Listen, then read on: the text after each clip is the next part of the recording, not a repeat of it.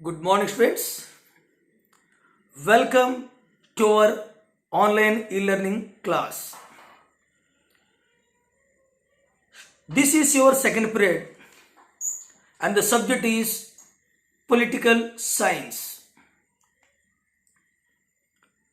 Students, in the previous class, we have started a new chapter, that is chapter 3 from the book 1, that is Contemporary World Politics. We have started chapter 3, that is Alternative Centers of Power, or we can say New Centers of Powers. And in the previous period, we have studied about the introductory part and one important topic, that is about European Union. Now students, today in this video, we are going to cover, or I am going to cover another topic, that is Asian. One of the important topic, Asian. ASEAN. ASEAN. Asian. So in this topic we'll read what does this abbreviation Asian stands for, who are the members of this Asian group, when and why this group was formed, what is the role played by this group in the international world politics. So we will read in detail.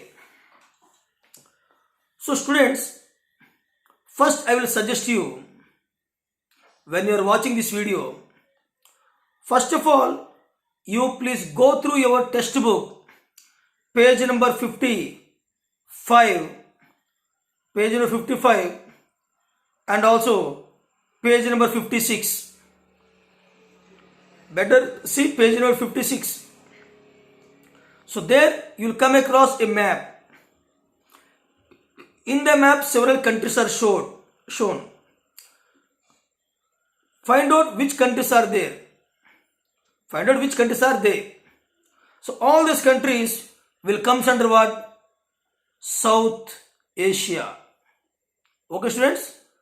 So that is South Asia. Now, that's what it said. Take a look on the political map of the world. Which countries would you say or fall in the southeastern Asian region? So what are those countries? Okay, which fall in the category of South Asian region. That is very, very important. Okay, now before and during the Second World War,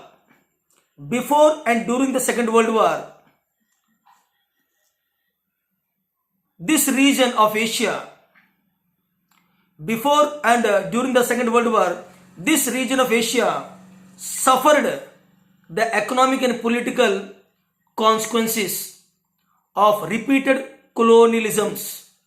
That means many South Asian countries before World War II and during World War II, the countries of this region were suffered a lot, both economically and politically. They faced several political and economic consequences due to repeated colonialism.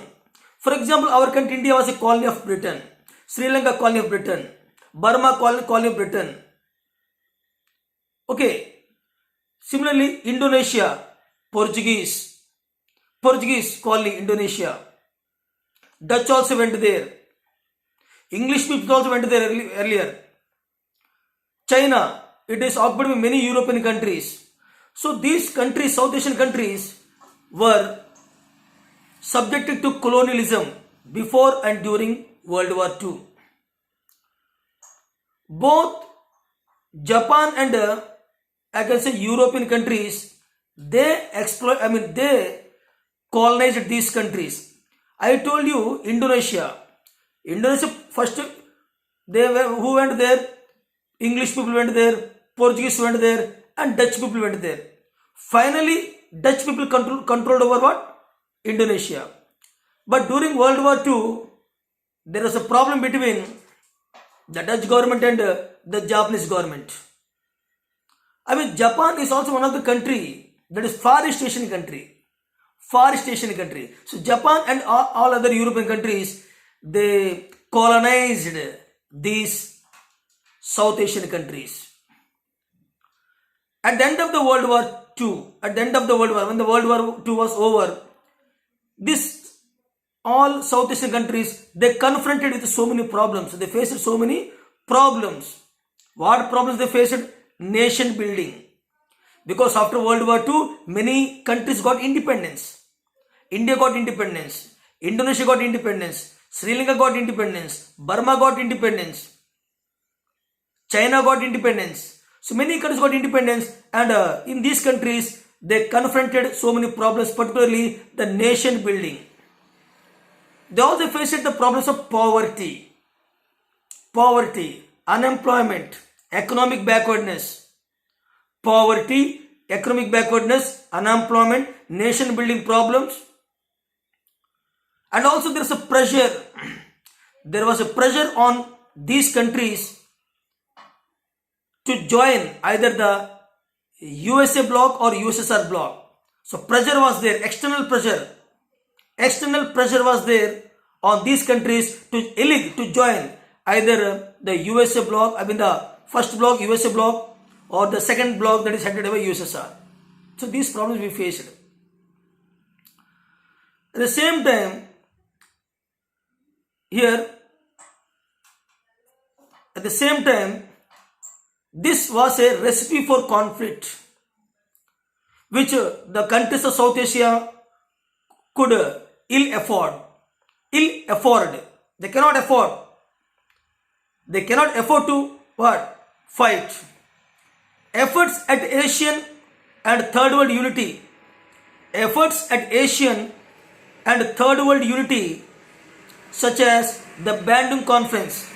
I mean, all African and Asian countries, they met at Bandung. Bandung is a place in Indonesia, an important city. It's not a capital.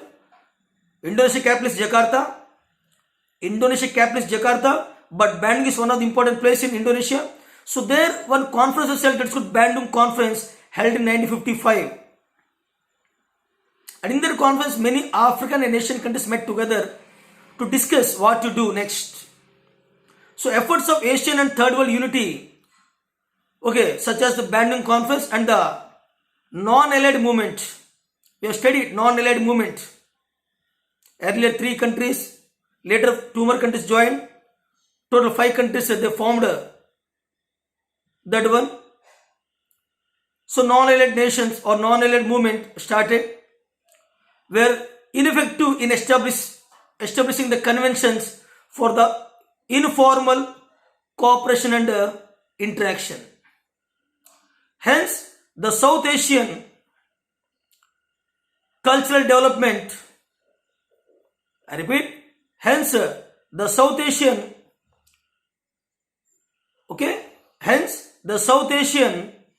here nations, all the South Asian nations sought an alternative. They found an alternative by establishing an association for Southeast Asian nations. Earlier they made Bandung Conference, they met together. Non-aligned movement, they formed that one. But they found all these things are ineffective. Hence all the South Asian nations, they decided to form a new alternative against USA, against USSR, against the European Union.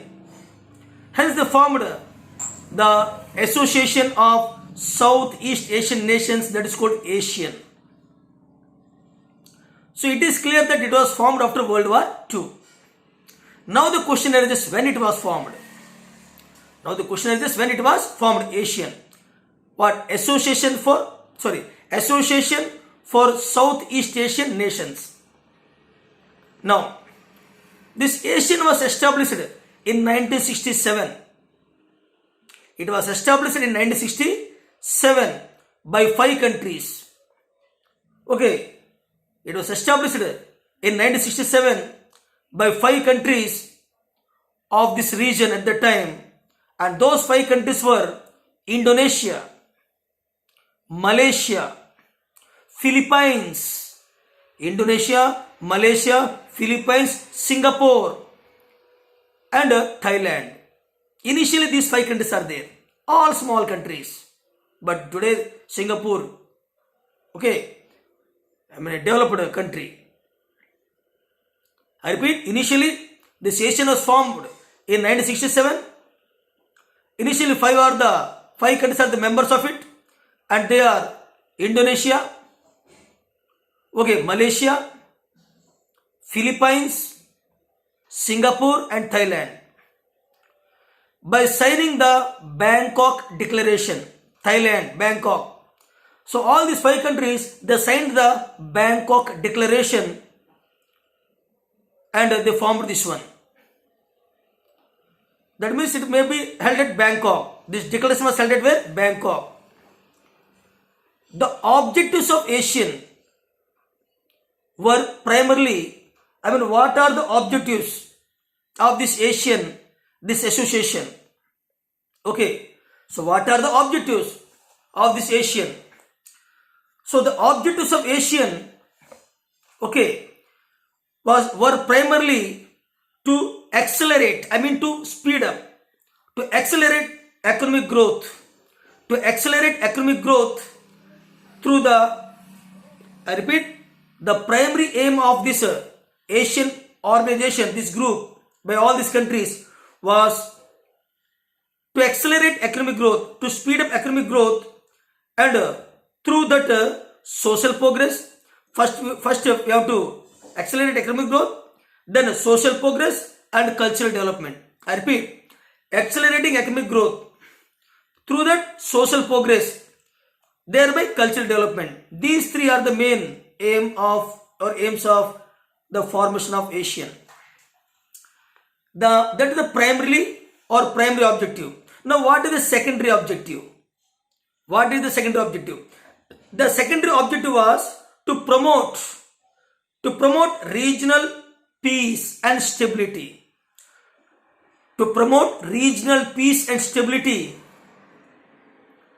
Based on the rule of law.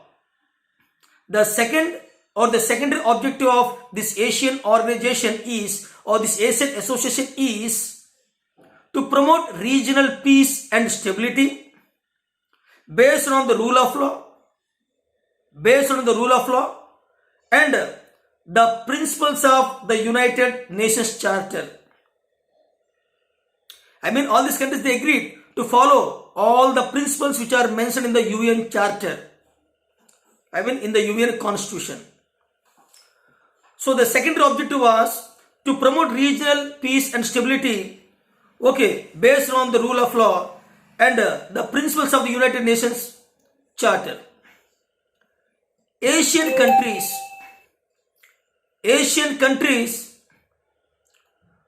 have celebrated what has become known as Asian Way. Okay. So Asian countries have celebrated what has become known as Asian Way, a form of interaction, that is informal, non-confrontationist, and cooperative. The respect for national sovereignty. Here sovereignty means what? Independentness. Internally independent or internally supreme, externally independent. Here sovereignty. A country's independence, what I want to say. So the respect for national sovereignty is critical to the functioning of ASEAN. I repeat the sentence.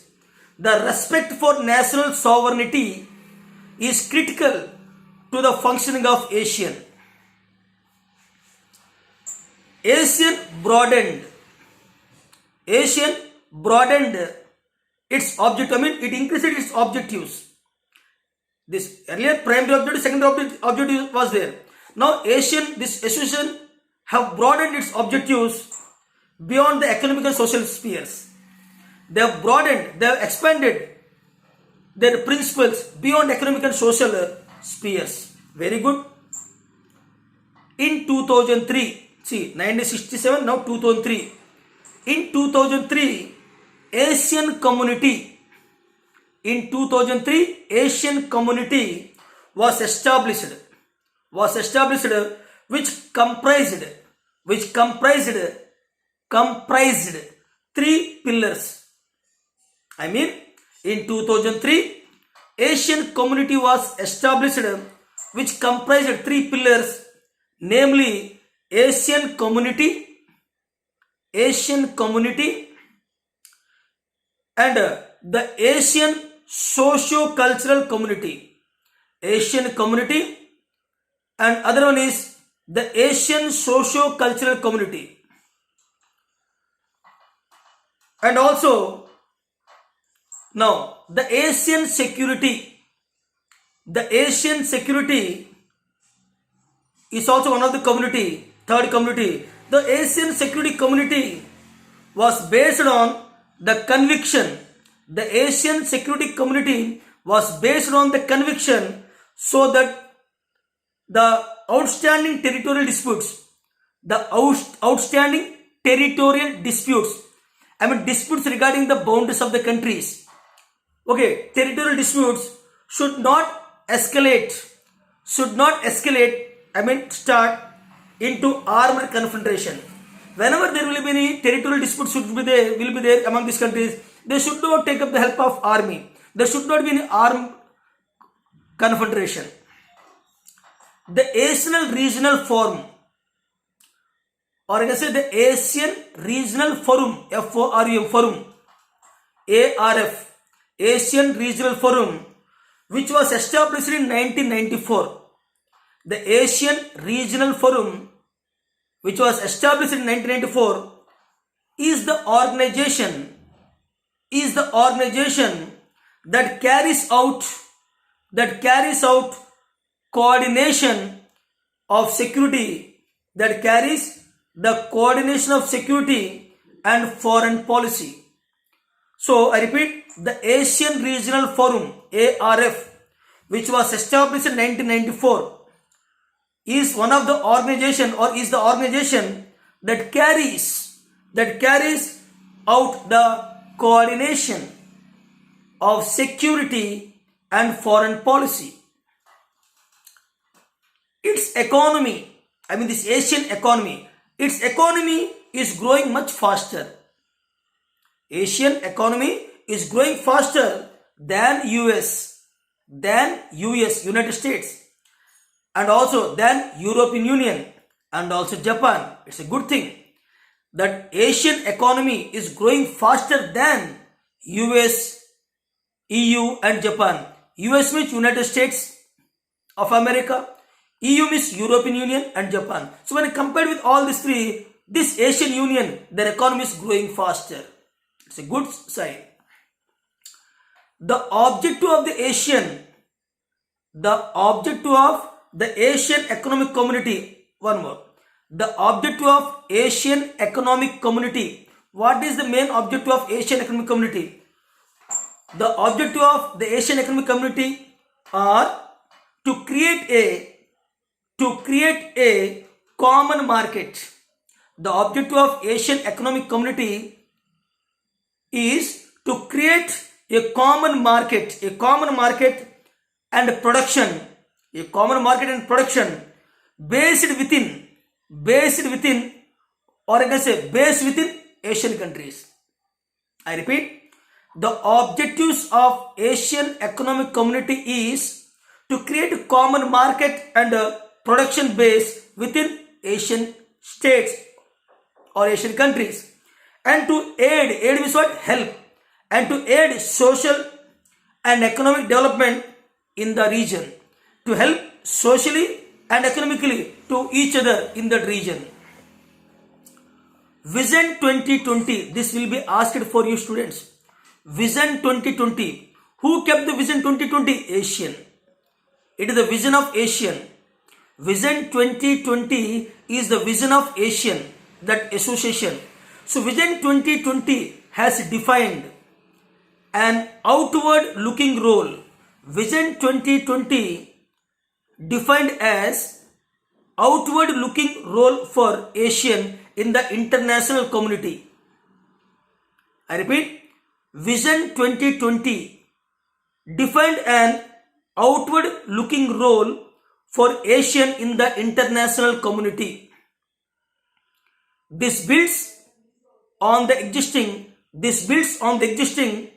Asian policy to encourage negotiation over conflicts in this region or in the region. Now moving to this, Asian is over. Now moving to our next important topic, that is what? Rise of Chinese economy. Rise of Chinese economy.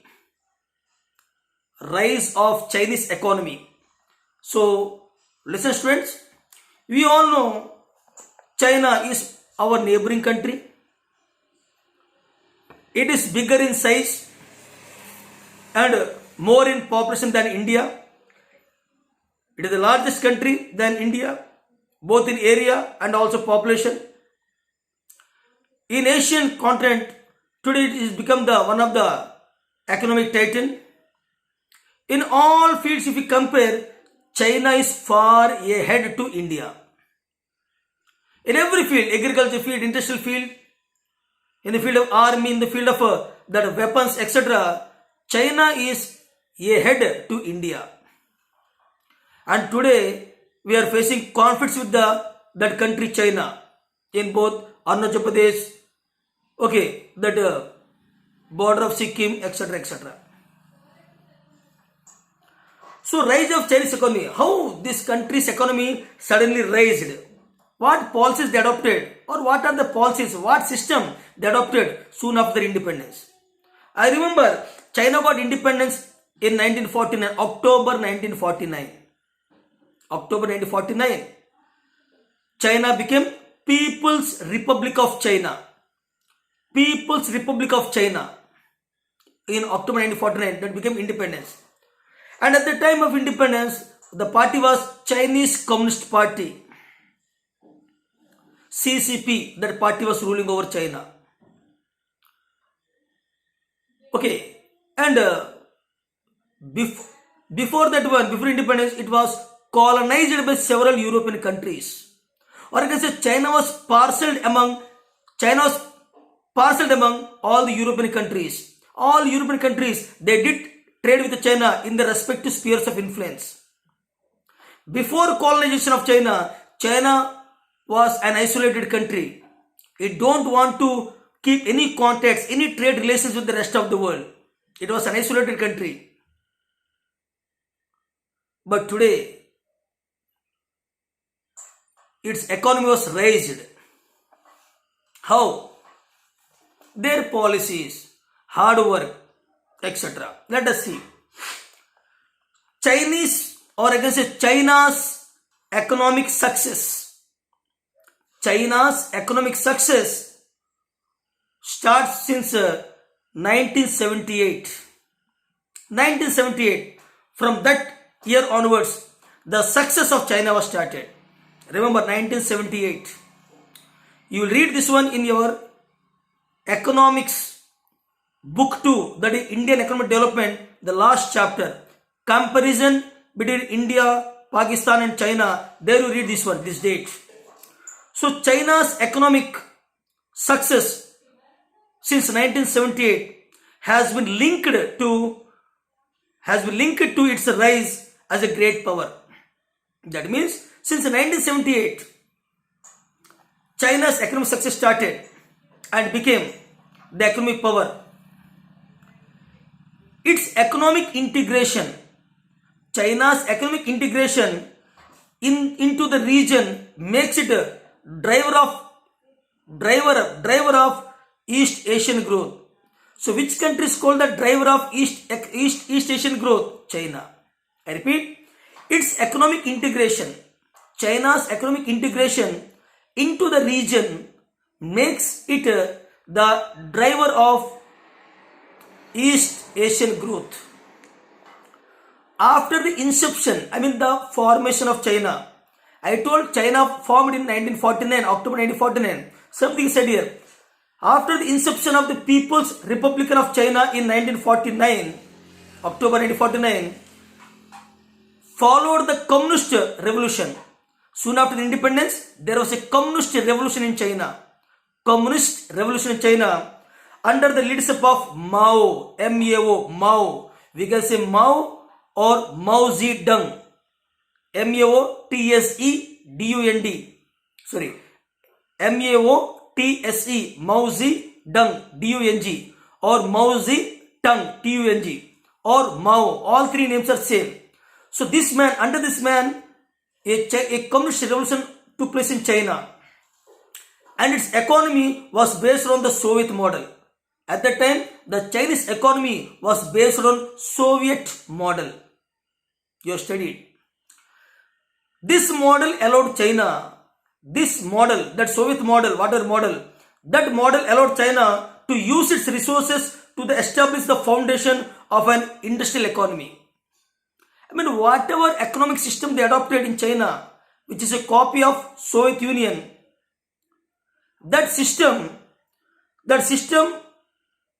which was set up in China, it allowed China to use its resources to establish the foundations of an industrial economy on a scale that did not exist before.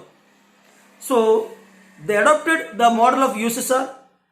That system which they adopted, that system helped China into the maximum use of its resources for establishing a strong industrial base in that country, which never existed before. But an annual growth of 3 to 4% in population. At the time, the population growth was only 2 to 3%. But an annual growth of 2 to 3% in population meant that economic growth was insufficient. If you compare the population growth and the economic growth in China, that is not enough. So but an annual growth of 2 to 3% in its population meant that economic growth was not sufficient to meet the needs of growing population. Very difficult. China ended its political and economic isolation. I told you earlier, China remained an isolated country. It never want to keep any trade relations with the rest of the world.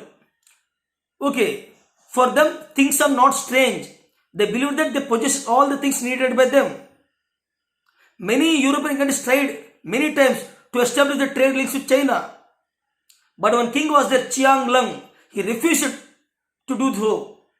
Hence, through land and sea routes, through India and through land and sea routes, European countries sent it into China, and slowly they got control on that one.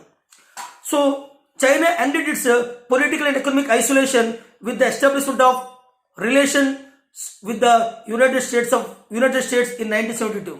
So China gave up their isolation policy. And they made what? Relationship with what? US or United States in 1972. Till then they had relations. Almost all Chinese goods are sold in USA. Okay. Deng Xiaoping announced, or Deng Xiaoping announced the open door policy. He is the person of China who announced the open door policy. China is open to all other countries for trade and commerce. So Deng Xiaoping, announced the open door policy and economic reforms in China. He is the person who announced the open door policy. It will be asked an objective. Who announced the open door policy for China? Deng Xiaoping. And also he brought economic reforms in China. China did not go. China did not go for shock therapy like USA, or sorry, like USSR. China did not go for shock therapy, but opened their economy step by step. But slowly, it opened their economy step by step. The new economic policies helped the Chinese economy to break from stagnation. I repeat, what are new policies adopted by the Deng Xiaoping? Okay, the new economic policies helped the Chinese economy to break from the stagnation of their economy. Now it started again working, speed up, started moving ahead. It came out from the stagnation, economic stagnation. While the Chinese economy has improved dramatically, not everyone in China has received the benefits of the reforms. Though the Chinese economy improved, though it is moving forward, but the benefits of that improvement was not received by all the people in China. Okay, however, regionally and globally, China has become an economic power to reckon with. However, regionally, in South Asian region as well as globally, China became one economic power which cannot be challenged easily. The integration of China's economy and the interdependencies, I repeat, the integration of China's economy and the interdependencies that this has created has enabled China to have considerable influence with its trade partners. I repeat the last sentence once again. The integration of China's economy and the interdependencies that this has created has enabled China to have considerable influence with its trade partners. So we should learn a lesson from China, that how China emerged as an economic power in Asia as well as in the global world. Today it is dominating in the world in trade and also military. It is also powerful. So students, this is the end of our topic. Both topics are covered. I suggest both of you to read the chapter thoroughly. You are having the books with you. Read the chapter thoroughly, line to line. Okay, you can understand the topics in a better manner. Students, after this chapter, I will give you the notes based on this chapter. Thank you, students. Take care. Have a nice day.